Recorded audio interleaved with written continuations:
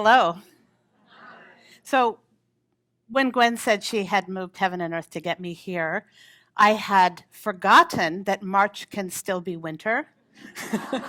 I've been back in California a little bit too long, and I was getting ready to pack, and indeed, I discovered that I had no longer any parka. I had no mittens. I did have a scarf shoved way at the back of my drawer, so this has been interesting as we've watched the storm approach. And I called my daughter today, to tell her that I might not be. I left a daughter babysitting my youngest child. Said, well, I may be getting stuck, so we'll see what happens. But it's a great pleasure to be here, and it was very nice of Gwen and the Hudson Library to invite me, and I'm really excited to talk to you about my book. So, The Perfect Horse. This is not just a story about the rescue of imperiled animals. And it's not just the story of the brave soldiers who went in to rescue them. More than that, it's the story of the end of an era when an overwhelming technological change came in and wiped out centuries, perhaps even millennia of tradition. And that tradition was the military cavalry.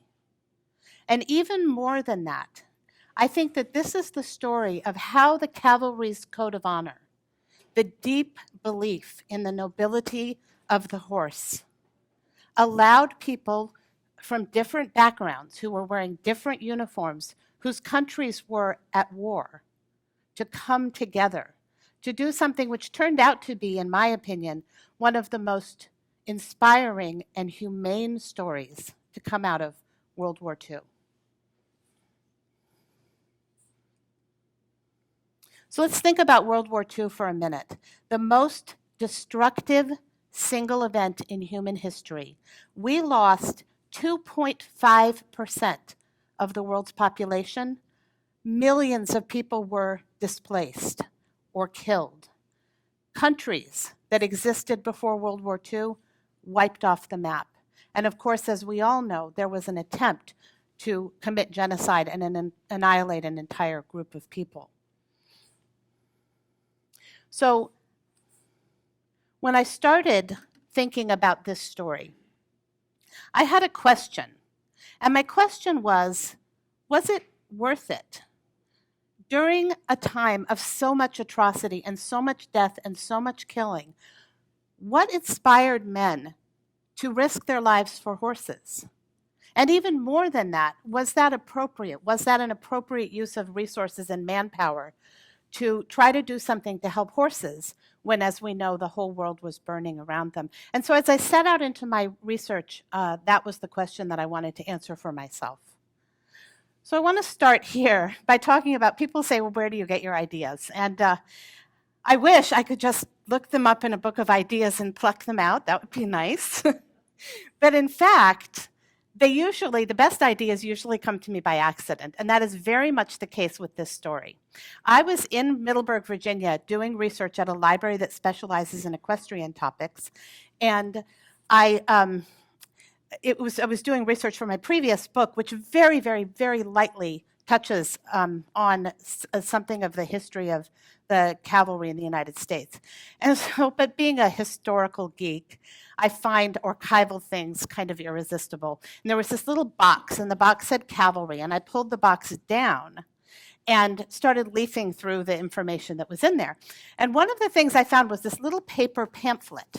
And the pamphlet said, a parade of horses in Virginia in April 1946, so 1 year after World War II. I didn't know what I was looking at. I pulled it out and I started to leaf through it. And the best thing about historical research is that sometimes, you'll find that what they've saved is a pamphlet that maybe somebody had in their hand. And that was the case with this one. Someone had penciled remarks onto this little tiny paper pamphlet. So the first thing it said that there were Arabians and Lipizzaner horses that were parading at this military base in Virginia.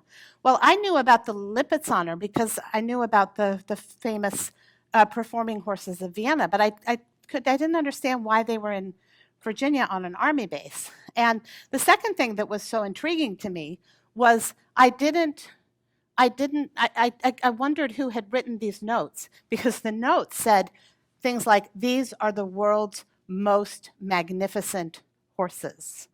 So I was intrigued and I looked into it a little bit. I myself had never heard the story of the Lipizzaner during World War II. Now, there was a Disney movie that came out in 1962. Raise your hand if you're familiar with the movie called Miracle of the White Stallions. So it was a little bit before my time. I had never seen it. I had never heard of it. So I never knew that there was any connection between the Lipizzaner and the American Army. But I wondered. And so I kind of just stuck this back in the back of my mind and figured that I'd get to it later. And once I was finished writing my book, The $80 Champion, I was looking for a new topic, and I decided to circle back and see what the story was. And that was when I discovered this story. This is a clipping from a newspaper. This is one of the Lipizzaner stallions with an American Army soldier holding him. And this is actually from that parade. So I want to start by talking about Colonel Alois Podolsky. Podolsky was one of the most esteemed equestrians of the 20th century, also one of the best known.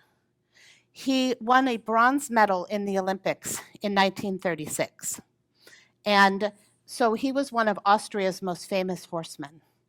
And he was a person who had grown up steeped in the tradition of the cavalry of the Austro-Hungarian army. Now, this is Podolsky when he was about 17, when he ran away to join the cavalry. Podolsky had grown up in the remote parts of the Austro-Hungarian Empire. His father was a civil servant, and so they were constantly moving. And every time he moved, he'd have to start a new school. But because this is where all the little tiny Balkan states are, very often he also had to learn a new language. And so he was very introverted and shy, and he had a hard time adjusting to his new schools. But the thing that inspired him as a boy was the cavalry. And so at this time, this is back before World War I, every little principality in town had its own cavalry. They had very, very elaborate uniforms, sometimes with these tall peaked caps and feathers, and they wore boots that came up over their knees and shiny spurs, and they would parade. And Podolsky was fascinated with these cavalry officers, and so he was determined that when he grew up and got old enough, he was going to join the cavalry. Well, when he was 17, it was the beginning of World War I, and he went into the cavalry with the aim of serving the Austro-Hungarian Empire. He had an experience while he was serving in a mounted troop in World War I that affected him for his entire life. And the experience was that, this is World War I, so they're mounted and they go into battle mounted, and they're going to fight with lances and guns. And so he goes into one of these cavalry charges.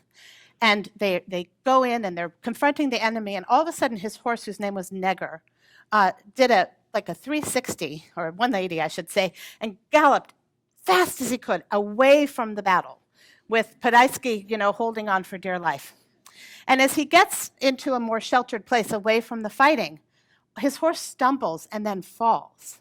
And Podolsky falls. And when he falls, he realizes that his horse was mortally wounded, and that he had only survived long enough to get his rider to safety.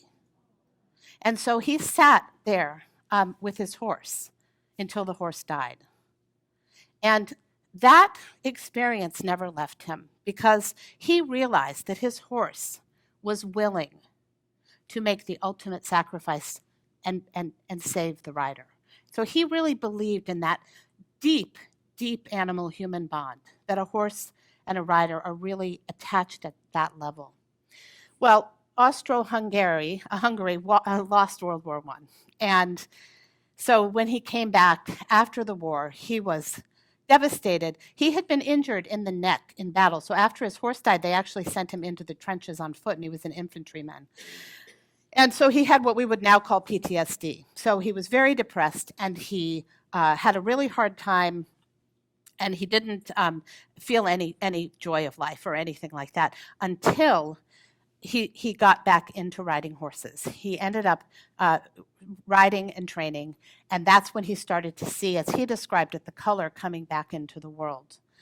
We call that now therapeutic riding. So he he became a very, very brilliant rider, and he wanted to jump horses actually, but he had been injured. He was so stiff he couldn't bend at the waist, and he had to be lifted into the saddle. And so while he was training, his superior said, "You're finished. You're through. You've got to quit riding. You can't do it."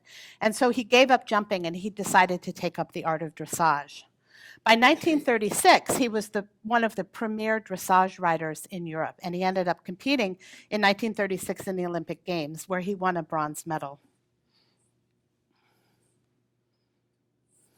In 1938, he was appointed director of the Spanish Riding School of Vienna. For anyone who is not familiar with that institution, it's called the Spanish Riding School because the horses were originally bred in Spain a long time ago, back in the Middle Ages. It was the Spanish Riding School was founded in the 1600s, and it was one of the last remaining, by the early 20th century, one of the last remaining places where the art of classical dressage was being practiced. So you went all the way back to the Renaissance.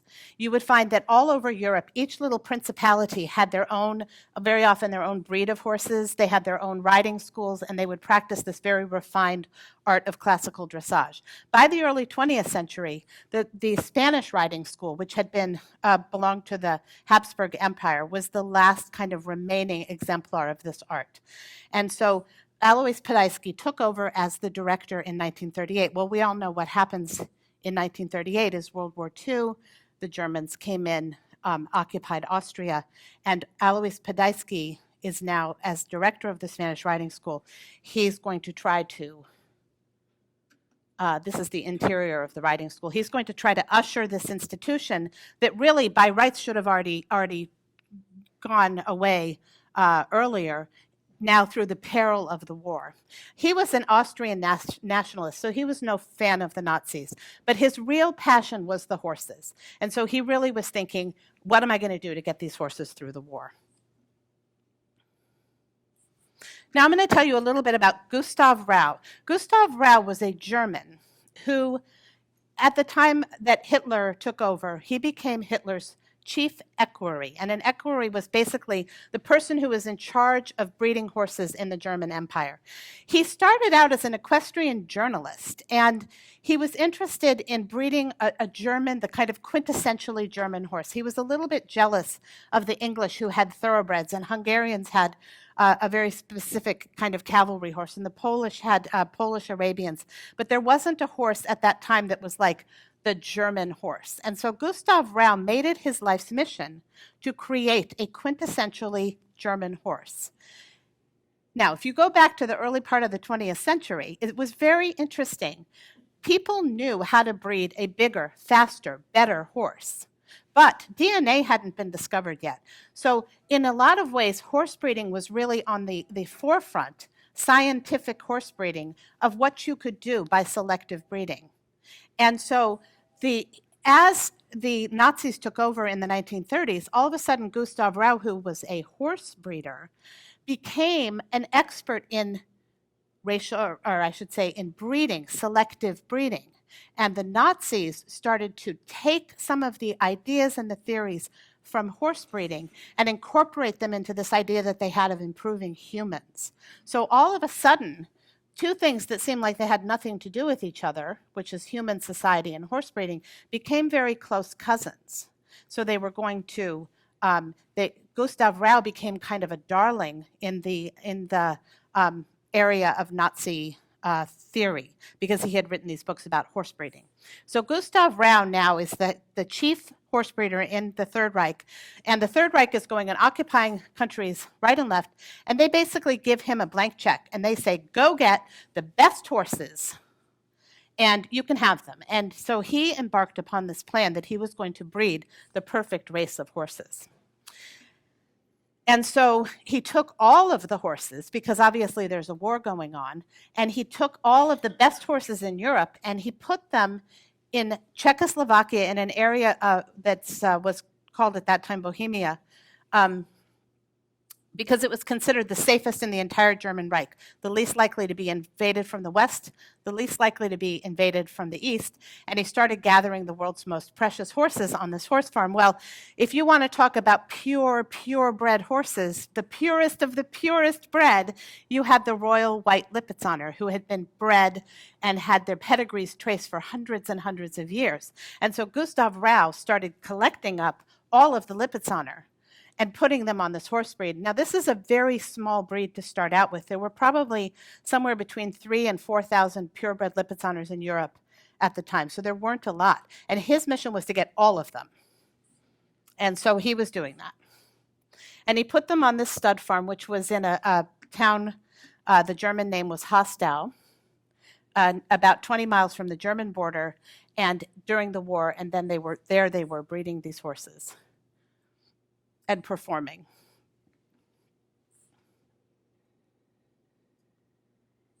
Now I'm going to go over to the American side. Okay, so now we're over at the American side. Well, one of the things that I thought was so fascinating, I want you just to close your eyes for a second. I want you to think American cavalry. And what's the first image that came to mind? Teddy Roosevelt, right, cowboys and Indians, okay? Well, I had no idea, but actually the cavalry, the golden age of the American cavalry was not 1865 or 1910. It was considered the years between World War I and World War II. The American cavalry was going strong when Pearl Harbor happened in 1941. We were still training troops on horseback. We still had a full cavalry. We still had a full complement of horses. And there was a big debate going on in the American Army. So there were kind of three ideas. One of them is, forget horses. The future is in tanks and armored cars and airplanes. The second one was like, all right, we're not going to go to war anymore with these horses, but horses teach character, so we're going to keep them in the Army. And then the third one was, I'm sorry to laugh, no mechanized vehicle will ever be able to do what a horse can do because it won't be able to handle the terrain. So those were the camps. And meanwhile, they were having a great time.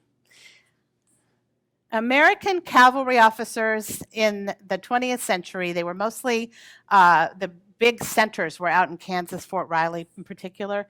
They had these advanced horsemanship courses where they would ride 8 hours a day and then compete on weekends. They played polo, they went fox hunting, they did jumper competitions, and all I could think of was, why didn't I get to be in the cavalry? It seemed like a lot of fun. So I'm going to tell you a little bit about Colonel Reed. Colonel Reed is my hero. And Colonel Reed was born on Christmas Day in 1900. Hank Reed. He grew up in Richmond, Virginia. And so you want to hear a fun story is that he grew up on a farm and he had to go to school in Richmond. He would get on his horse in the morning, gallop the horse to the train station, put the horse in the paddock, get on the train, take the train to school, and do the same thing in the afternoon and ride his horse home. So he had a great experience growing up riding horses. Went to West Point where he joined the cavalry, and then he pretty much did nothing but ride and play polo for the next 20-odd years. And I mean, when they make the movie, he's so handsome. I love Hank Reed. Yeah. So Hank Reed, now it's 1942. He is now in charge of a group of cavalry soldiers, and he's doing his usual thing, playing polo and training mounted soldiers. But the war has already started. And so because he's been in the Army for a long time, because he has a more advanced rank, he's going to be pulled in and he's going to be put to the service of World War II. The very first thing they did was take away his horses. And the 2nd Cavalry, which had been the most storied American mounted unit, became the 2nd Cavalry mechanized. And here's Hank with his goggles on the far right-hand side, getting ready. And so it was interesting because here's a man who's really done nothing but be an athlete and ride horses. He was an alternate for the 1932 Olympic team and a champion polo player. And, sorry, this isn't a very good picture, but he was a champion polo player. And he's going to now go to war and see if those equestrian skills are going to translate to leadership skills. He's 42 years old. And he was an old buddy of George Patton. And Patton was also a polo player. They had played on the same military team, but not at the same time because Patton was older. So they were acquainted with each other. Patton believed that playing polo was the best peacetime training for war. And I mean, if you know anything about General Patton, you would know why. Because when he played polo, you know, he would get hit over the head, knocked over the head with a mallet. He'd be bleeding all over the place. Get off, wrap a horse bandage around his head, put his helmet back on, and go back to play. And I was reading a memoir that was written by his daughter, and she said that the one time she knew her dad had really been hurt playing polo, was he fell on the ground and he let go of the reins after he fell down. She said she had never seen him do that before, and sure enough, he was had a horrible concussion. So Hank, the polo player, is now going to be put in charge of a troop, a mechanized troop, and be sent to war. The 2nd Cavalry went to England. They shipped across and landed on Omaha Beach about a month after D-Day, and then they made their way all the way across Europe. And the one thing I found very charming was that the 2nd Cavalry, you know, now they had their jeeps, but they still used all of the nomenclature of horses. So they always described themselves as galloping their jeeps, and they would dismount, and they would mount, and then they would talk about their jeeps bucking and bucking them off and things.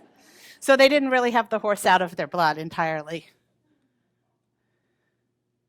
So they go and they fight, and they really, you know, they fought these people. The 2nd Cavalry, they were known as the Ghosts because they fought very far out in front of enemy lines. And so the Germans were the ones who dubbed them the Ghosts because they kept popping up when nobody expected to see them. And finally, April 25th, 1945. So we're now just about 2 weeks before the end of World War II, 2 to 3 weeks. And they've actually gone all the way across France, and they've gone all the way across Germany, and they're now about 20 miles from the German border, and they're in a holding pattern. So now, what you have to remember about World War II is that the Allies are advancing from the west, but from the east, it's the Red Army that's advancing. And so they're coming, these 2 big armies are coming together, the 2 biggest fighting forces ever assembled in the world, and they're getting closer, closer, closer, closer, closer. And what's in between? What little wedge is left?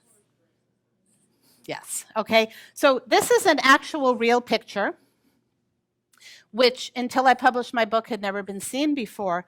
I was able to visit Czechoslovakia with the nephew of the German commandant who ran the Nazi stud farm in Czechoslovakia, who had immigrated to the United States after the war, and he was a 10-year-old boy when all these events happened.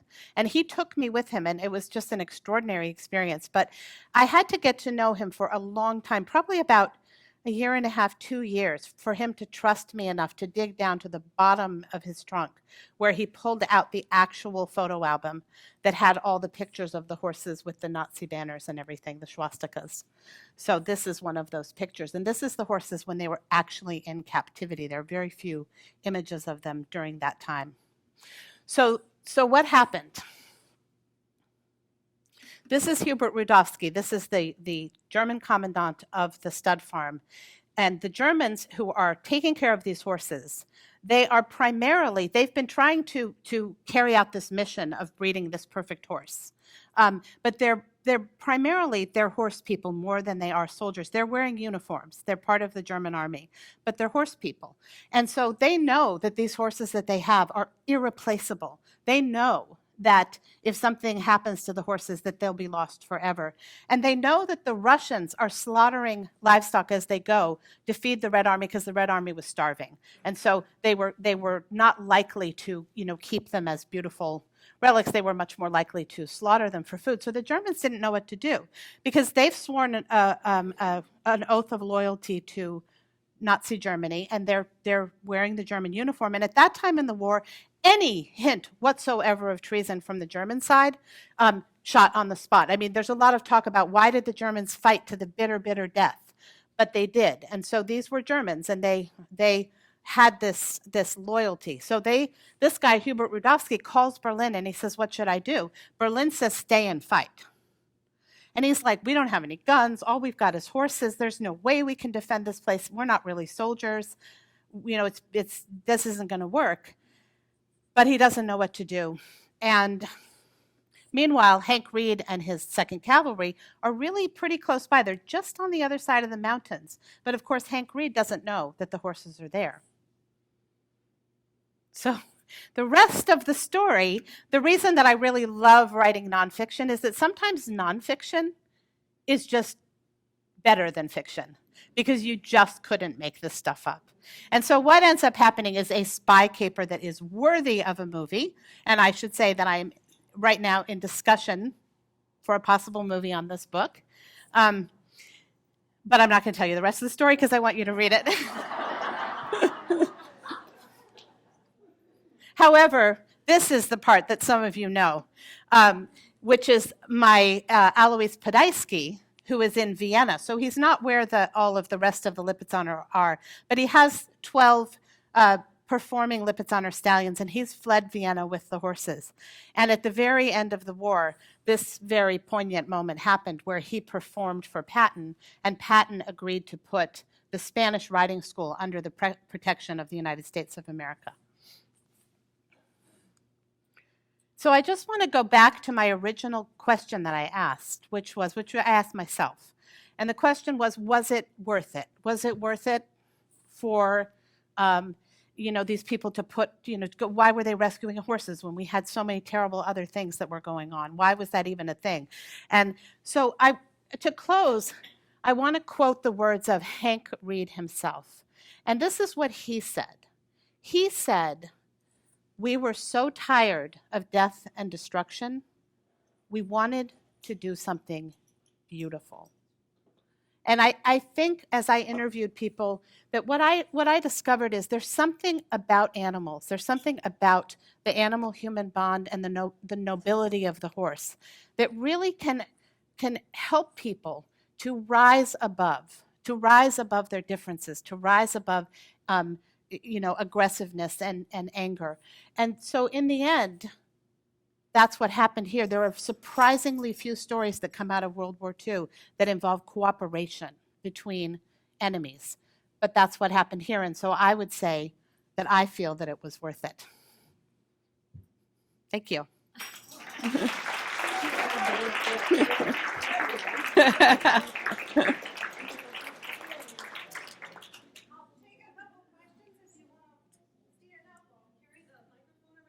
Oh, sure.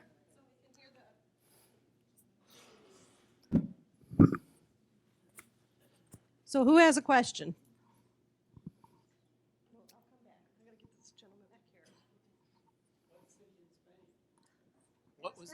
What was the city in Spain where the Spanish Riding Academy was? The academy itself is actually located in Vienna, Austria. The horses were bred in Spain, southern Spain and Morocco. They were like a Spanish Moorish type horse, so a light cavalry horse. So the Spanish riding school itself, though, was in Austria. I mean, I don't know one specific, because the Spanish horse, Andalusia, but they didn't, by the time that they had been bred and refined into what we think of today as the modern Lipizzaner, they had been not in Spain for many hundreds of years. So, but the Spanish Moorish type horses originally were bred in Andalusia because they had Spanish blood coming in. So when the Moors were occupying Spain. So it was back then. Somebody back here have a question? Oh, come on. Somebody over here had one. Just two questions. The first one is, how long did all of your research take? Uh-huh. And the second one is, there were many parts in the book that I was reading along and just wondered where the inspiration came from. You talk about Vitesse, how do you say that? Vitesse. Vitesse, as balanced as a cat, shifted but never seemed to panic. When Quliven approached him, he blew a puff of warm breath across the soldier's cheek, as if to say, "Don't worry about me." So where's the inspiration come from? Something like that? Well, I guess that's a good question. I think what I bring to the story is that I grew up with horses, that I loved horses from the time I was really small, and that I really know horses very intimately. And so it was interesting when I had to go back and recreate these horses that I had never seen except for in pictures. But the fact that I really do know how the animals behave, I try to make the horses real. And I also try to make them horses. So for those of you who in the audience, I'm sure there are some of you who are horse people, you know, there's nothing worse than a bad horse movie where the horses are all rearing and pawing and doing all this stuff. I want them to really feel like real animals, but I also I want them to feel like animals who have a brain and a spirit, I guess. Does that make sense? Yes, so the other question? Oh, the reason I'm smiling, we have a plant in the audience here. This is my high school. So if you want to know why I'm so good at writing and so smart, we have Exhibit A right here. Yes, it took me 4 years to do the research. So it was a big debacle because I had no idea what I was getting myself into. This is my second nonfiction book. I had written fiction in the past. I had never written something that required this much interest, this much information. And so when I got into it, and then the other part was that I realized that I had so many sources that were in German, and I can't read German. So I had to use sources. I had to get work with translators. But it was really a big story, and this story really hasn't. There was this Disney version that was very truncated and wasn't historically accurate. Much of this history was really never looked at because of the fact that Austria really had no great desire to look at their history between 1938 and 1945. So the Austrian version of the story is the Spanish riding school, 1938. 1945, the Americans rescue, but nothing in between. And the Germans, they had no real interest in looking at this topic either because the Germans, of course, don't come off very well during World War II. Even in the case of the horses, as you mentioned, they were going and taking horses from everywhere. And some of those horses did end up being redistributed where they were supposed to go. Some of them never did. There's a thread in the book, which I really didn't talk about it all today, but I also talk about the Polish Arabians in the story. And the Polish Arabians, the majority of them ended up in California after the war. They never did get their way back to Poland. So Germany, so there wasn't a lot of, nobody had ever tried to take the different pieces of the story and put them all together into one. So, but that took me 4 years, so. Oh, hang on, because I think she has someone back here. Yes, go ahead. Okay, when you said that some of the horses were redirected back to their actual owners or the area where they were from, how did they track them after the war? It was really, I do follow the story of some of the horses after the war, and I found it really interesting, but also very poignant and sad. So for one thing, some of the horses that were seized, horses are really hard. Unlike, you talk about the, if you've seen, for example, the movie The Woman in Gold or with these art restoration, it's much harder to figure out how to restore animals because animals propagate and animals breed. And so if you had a horse and now that horse has been bred to a horse that was some other horse and you have its offspring, who does that then belong to? So fortunately, the Lipizzaner horses that had originated in Austria were returned to Austria. And that's primarily because of that there was this individual, Alois Podolsky, who was so impassioned. And I think if you read the book, you'll see to what great lengths and how many sacrifices he made. But some of the other horses, they never went back because it was too hard to establish who they had belonged to. And people would make claims for restoration saying that, they had a certain horse, but it was quite difficult. So many of them never did go back. Oh, thanks. Good evening. My question, well, actually, I have two questions. Uh-huh. And I'll try and keep this. The first question I have is, did you, the young man who was Mr. Podolsky's grandson? Mr. Reed? No, it was the person I was talking about was Hubert Rudowski's grandson. Okay. Yes. And you got to go over to, where did you went to Czechoslovakia? Well, I went to Vienna. I went to the Spanish riding school. That's right. But I also went to Czechoslovakia. I went to the place where the horses were being kept during the war. Wow. Was the young man who finally opened up the trunk and let you see the Yeah. pictures, was he himself a horse person? No. Mm-mm. Well, he was, that part of the world. I really felt for, particularly this one character, Hubert Rudowski, was the commandant of the stud farm. He talk about being born in the wrong place at the wrong time. He was born in the Austro-Hungarian Empire. He considered himself to be Austrian. He was a German speaker who lived in Czechoslovakia. During his lifetime, from World War I to World War II, he wore the uniforms of 4 different countries without ever leaving his home, because they just kept, there was so much flux during that time. During the war, Hitler occupied the part of Czechoslovakia, which was known at that time as the Sudetenland, which was primarily German speakers. It was one of the first places that Hitler went in. And they greeted him with open arms. I mean, at the time, they were very pro-National Socialist, the German speakers in Czechoslovakia. And so at the end of the war, most of the there weren't too many Czech people there, but it was a mixed population. Some people German, some Czech, and some Jewish. When the Third Reich came in and occupied, the Jews were either taken to concentration camps or fled, and the Czechs also fled. They were expunged, and so there was nothing but German. And when the war ended, just the opposite. So now Czechoslovakia is under Russian rule. It's behind the Iron Curtain, essentially.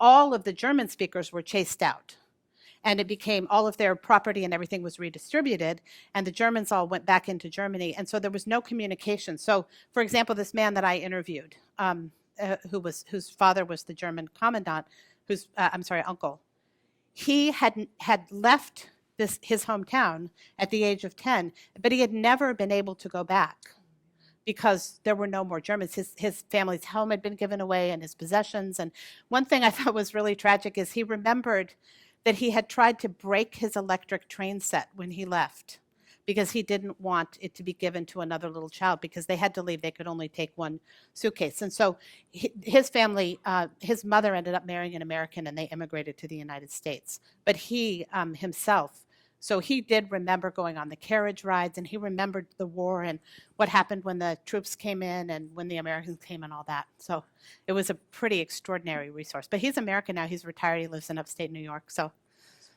crazy. I have one more question. This is fun. This is a technical question, but I'm assuming that the $80 Champion was not your first book. Was it your first? No, it was not my first Okay. book. So it wasn't hard to sell a horse book? I mean, how hard was it to sell a horse book? Sorry, I'm a writer. No. I'm laughing because it wasn't that hard exactly to sell it, but the $80 Champion was my last horse book. It was very successful. My publisher was blindsided by the fact that it was successful. They thought it was going to be this little kind of small niche book.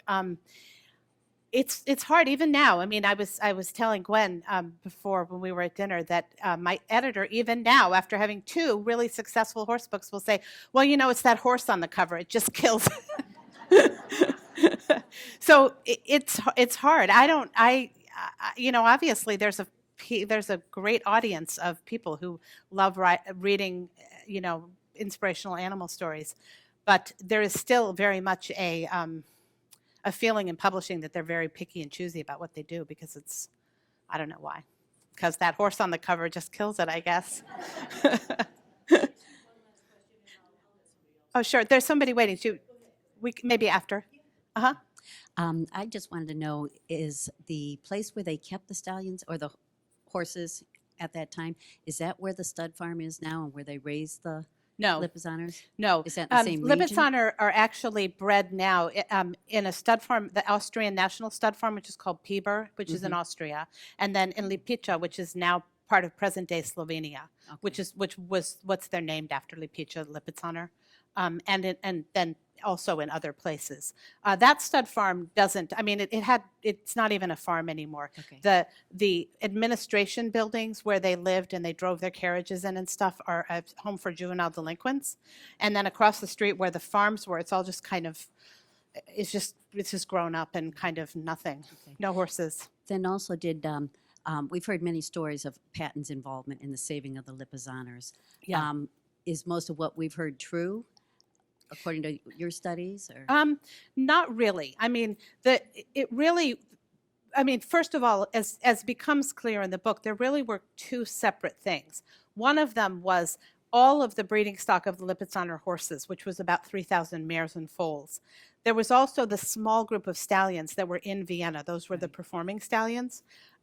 So they were in separate places. And so Patton did actually, Podolsky was primarily the driver of getting the horses to safety, but right after the war, it could have gone either way. And so Podolsky was able to directly perform actually for Patton and talk him into putting the Spanish riding school under protection. But the horses that were over in Czechoslovakia, those were actually, so without them, the breed would have died because 12 stallions doesn't get you anywhere, right? So they were in much more danger because they were in the path of the Russian army and the fighting.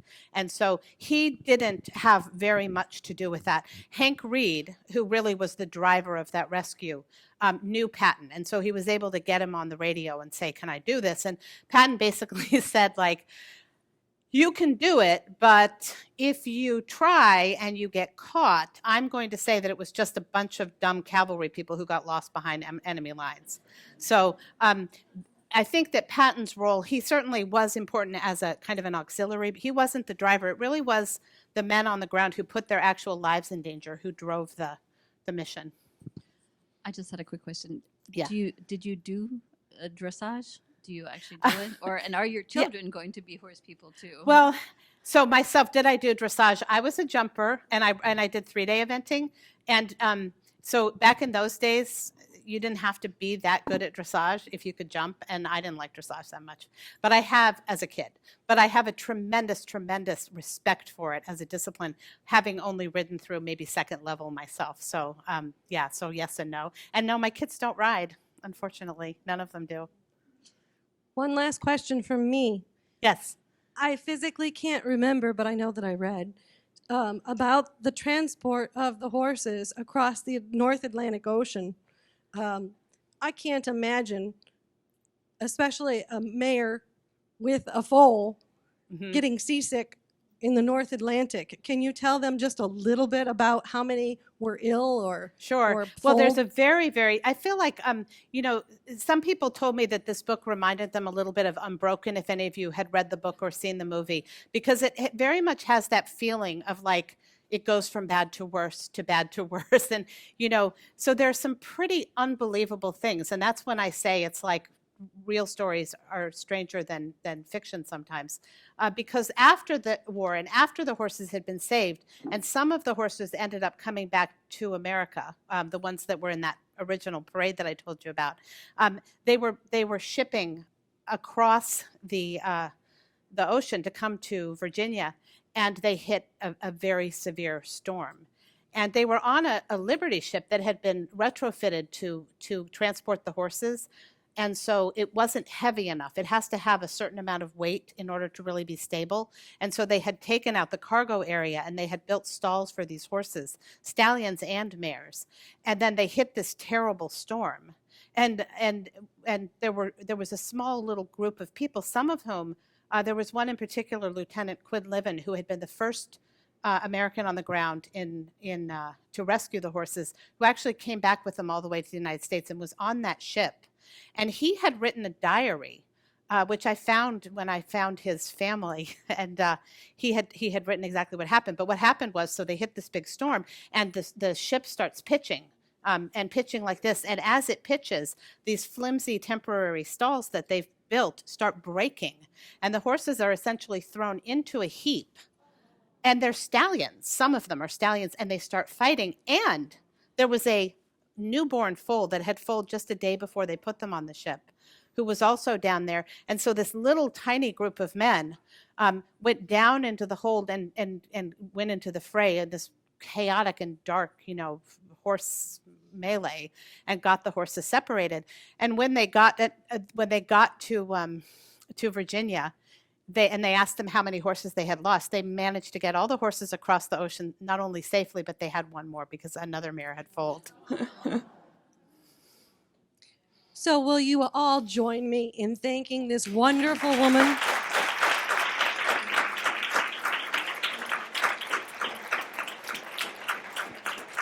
I'm going to sneak her out the back way to the rotunda where you all may join us for some warm beverages and you can have conversation and get her to sign your books and have further conversations. Thank you for coming. Can I